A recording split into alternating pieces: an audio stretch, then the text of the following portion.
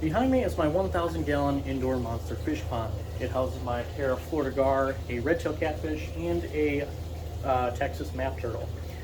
Now, if you have seen any of my other videos, you'll know that I built or you may know that I built a 58-gallon canister filter for this pond a little under a year ago at this point, and so far it's worked great, except for when I have to clean it. That's why I decided to start designing a brand new filter that would be much easier to clean. It's going to be the same kind of idea as that one. I want it to be similar to the large sand filters that you would use for pools. And when I do want to clean it, it'll be much easier. I can literally just attach the pump to the output, and then it will pump the water up and out there. Now, before I started building this, I knew that I had this barrel, or I knew that I was going to add additional filtration to this pond. Actually, knew I was going to build another one of those. I just wasn't sure how I was going to do it yet, which is why I didn't build the second one immediately, because I knew that one would be sufficient to filter this pond, and it is. So I didn't bother building the second one until now, because I wanted to work out the flaws in this one before or during long-term testing before I built the improved version. Now, this one, I had the barrel laying around, but there was no gasket on the lid.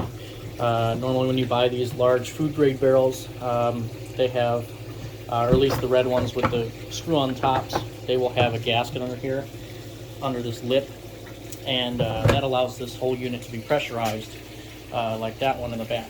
But this one didn't have a gasket, so I had to buy a second-hand one from Home Depot. Or sorry, not a second-hand, but I had to buy a new one from Home Depot, and it didn't work. So I had to go out and buy a whole new barrel. But, I mean, these are only $25, so it's not that much. It's not that big of a deal. But anyway, I'm going to go ahead and start converting this barrel into the filter. All I have to do, it's actually really simple. I just have to take this bit here. You need a pretty large bit, depending on what size pipe you're using. But I'm going to use this one. Drill 2 holes in it here and here, and then should be good to go. But for putting those bulkheads in, obviously you have to drain the water out of that barrel, and then I can hook this up. So stay tuned.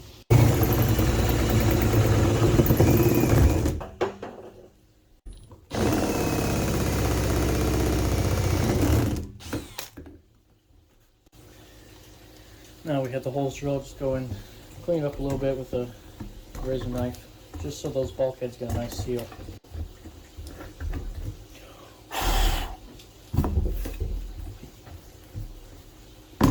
Nice.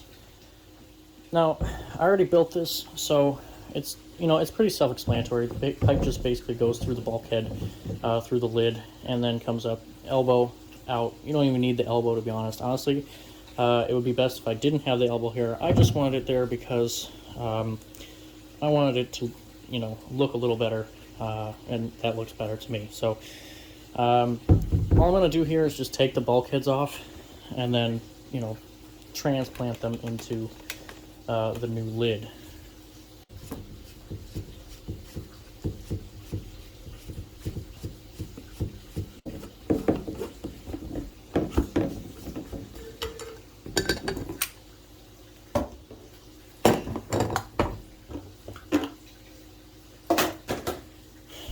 Also for this, I decided to put 3 gaskets on.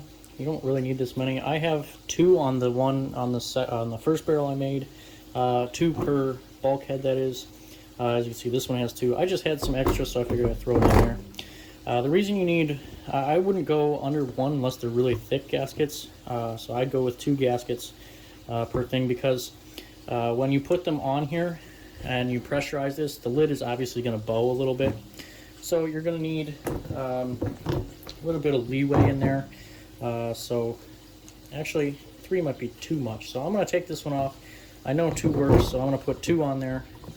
And yeah, I'm going to need, you're definitely going to have to put more than 1 on there. I had this pressurized with 3 and nothing was coming out of there. But that could also be due to the pressurized water coming out the side because there was no gasket underneath here. Which I should probably show that As you can see, this one has a white gasket going around the lid, which is what you need for this project.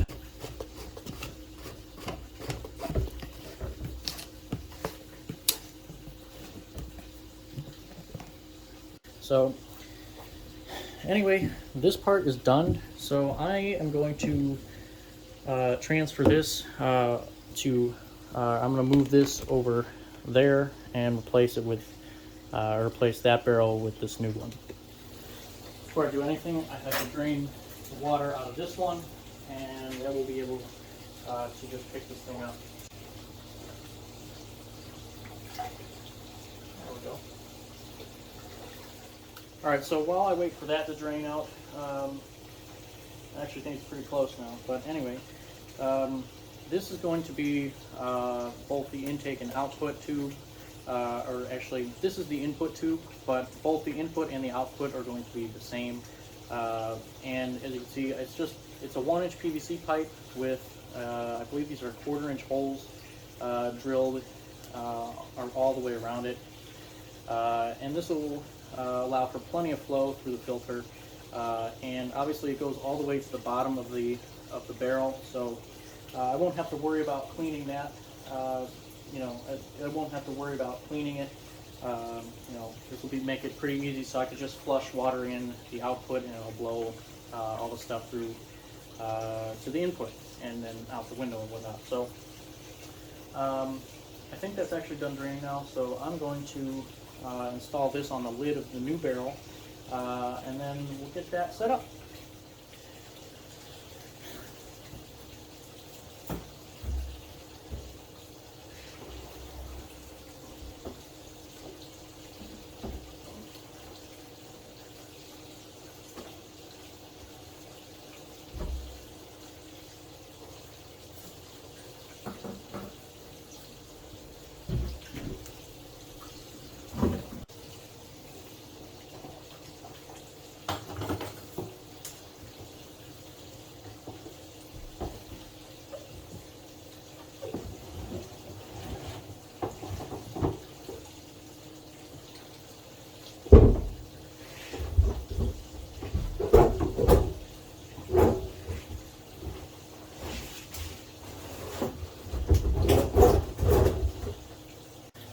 Now that it's in place, I can take this off.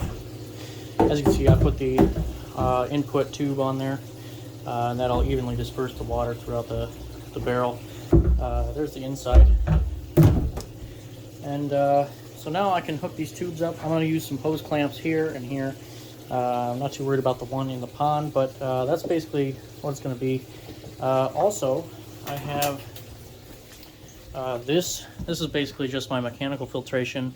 It's just a fine filter pad zip tied to a 1-inch pipe with a screw-on adapter, and then an end cap, so it's sucking in water through holes in the side of the pipe. It actually looks really similar to this right here, obviously. And so I'm going to connect that to the intake of the pump, and that'll be my mechanical filtration. Because also, this one doesn't have a mechanical filter on it. So it's actually collecting a lot of gunk and forcing it into biological media, which is not great. You can probably see this thing's wobbling a little bit, but once the water's in it, it's going to be so heavy it'll just weigh it down. Like this one here is perfectly stable. Put this thing on. Put this on. Hose clamp.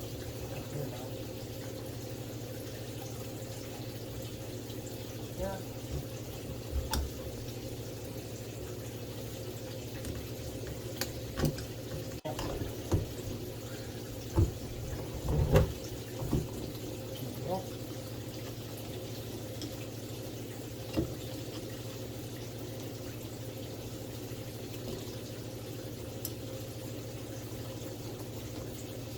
Of course, all of these fittings have to be glued, and they need to fit tight because this is going to be pressurized. What I really need to do is get a pressure gauge to actually see how much pressure is in these things. I could probably figure it out just mathematically, but I don't really want to. Plus, a pressure gauge would look cool. Anyway, this is all hooked up, so I'm going to turn it on and see what happens. Well, it's on. Just plugged it in, so let's see what happens.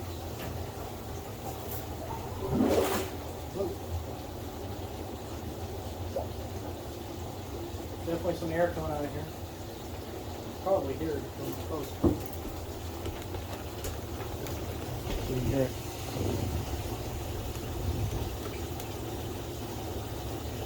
Maybe.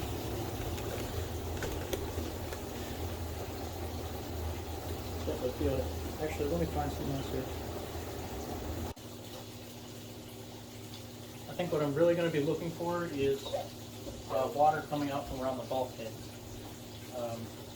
That really shouldn't be a problem, but if there's going to be a leak, that's probably where it's going to be. This lid is on tight now, so now wait.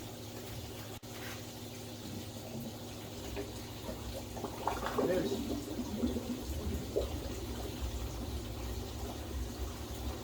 Now turn the air out. Yeah, there we go. Nice. Alright, so it's the next day now. Obviously you can see everyone's doing well. There's the red tail, Florida gar, there's the other one over there, and the map turtle is back there, you can see. Now, this thing, as you can see, the water's crystal clear, and it's due mostly to the mechanical filter I put on here. I need to, fix this, obviously, make it look a little better, but it's working great in the meantime. I also built this output from the filter. It's basically just, it's temporary. I'm going to build one that looks better and functions way better, but essentially it just has some slots back here. Those aren't really necessary, but it basically, I just put the input or the output tube going down into this pipe, and then it siphons air through these slots and then flushes it out, the output, obviously. So it aerates the water and creates a nice current. Like I said, I'm going to build a better one soon, but I'm probably going to get parts for this when I go to buy the media, because there's no media in here currently. So this is really the only thing this is doing is creating more water volume, which is a good thing. You always want more water volume in your aquarium. So this adds an extra 58 gallons of water, and yeah, I mean, everything on here, there's a small leak right here. You can see that there. It's literally just small drops of water coming out of there. You can see there's a little bit around here. That's just from last night. But I mean, overall, there's no leaks, none around the outside either. The only one leak I had here was next to this bulkhead, but all I had to do was tighten it a little more, and it was working perfectly. So I'm going to go buy the media soon, in a couple days. I'm still deciding whether or not I should buy lava rock again, because that one in the back has lava rock in it. But I'll probably end up buying lava rock and sand, just because that's the cheapest thing you can get, and it works really well. Anyway, that's about all I have for this video. If you liked it, leave a like and consider subscribing. Leave a comment and let me know what you think of these down below. And yeah, I mean, hopefully I inspired you to go out and build a filter like this of your own. I mean, they're really customizable and they're super cheap. I mean, this only cost me $80, and relatively speaking, like, if I were to go out and buy a large pool filter for this, it would cost me hundreds, if not thousands of dollars to buy one new, and even used, it would cost me hundreds of bucks. So, I mean, you can't go wrong with this. It filters it really well, as you can see. Everything's crystal clear. The fish are happy and healthy. I even have that nice waterfall back there. But yeah, I mean, you can't go wrong with it.